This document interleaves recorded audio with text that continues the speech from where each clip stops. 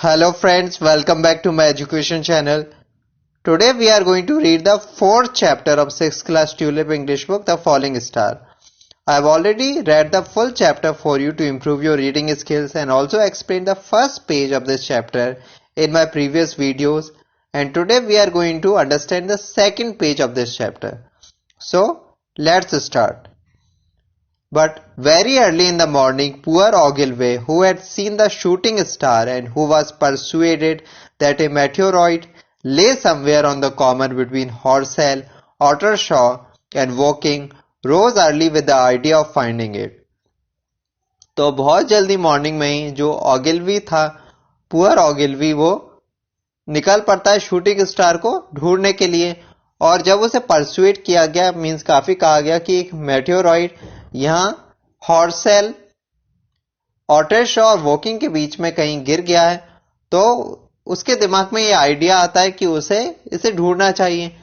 Find it he did soon after dawn and not far from the sand pits, और उसे ये मिल भी जाता है डॉन के कुछ देर बाद ही, मीन सुबह होने के कुछ देर बाद ही। और ये सैंड पिट से, मीन सैंड के जो टीले थे उनसे कुछ दूरी पर ही गिरा था, बहुत दूरी पे नहीं था।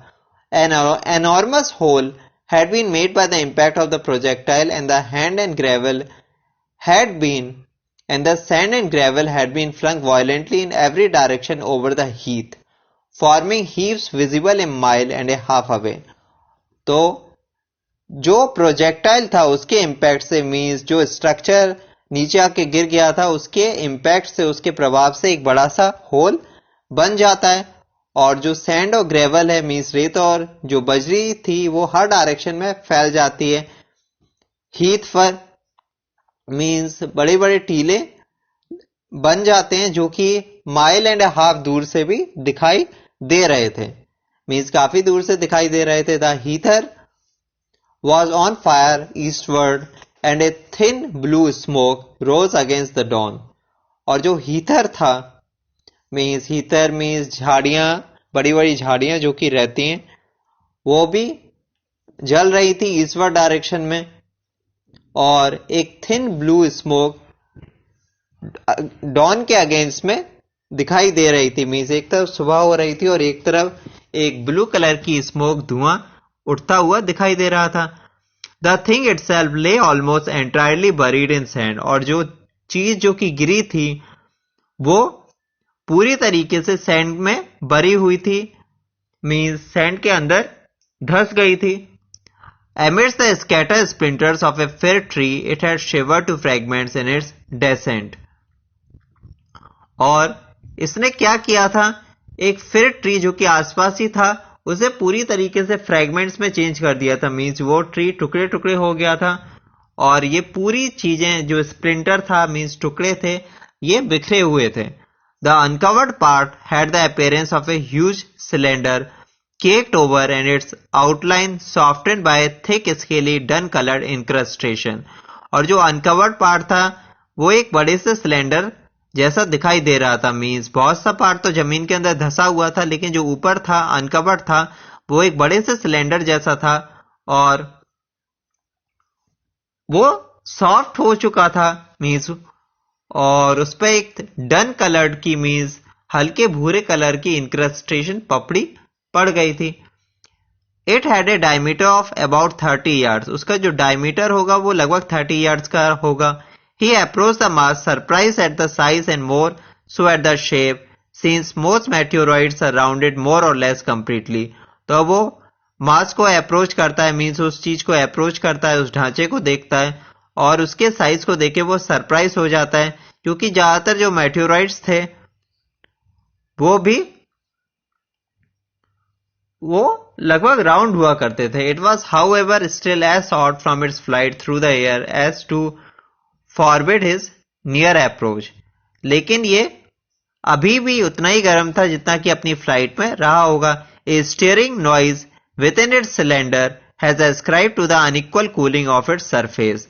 और एक स्टीयरिंग नॉइज मीन्स एक जो फिस की आवाज आती है, एक आवाज क्रिएट होती है जब कोई चीज गर्म हो और फिर ठंडी हो, तो वो आवाज यहाँ पे आ रही थी और वो ये शो कर रही थी कि उसकी जो सरफेस है वो अनइक्वली कूल हो रही है। मीन्स एक हिस्सा पहले ठंडा हो रहा है और दूसरा हिस्सा बाद में। For at that time it had not occurred to him that it might be hollow. और उस समय मुझे ये ध्यान ही नहीं रहा कि ये हॉलो भी हो सकता है। मीन्स हो सकता है कि ये पूरी तरीके से भरा ना हो और इसके अंदर का जो रीजन हो वो बिल्कुल वो खाली हो। He remained standing at the edge of the pit that the thing had made for itself, staring at its strange appearance, astonished chiefly at its unusual shape and color, and dimly perceiving even then some evidence of design in its arrival. और उसके बाद वो उस पिट के as पे ही खड़ा रहता है। जो थिंग थी उसने ये चीज अपने लिए बना ली थी। मीन्स उसके गिरने से ये चीज बन गई थी और वो वहां पे खड़ा था।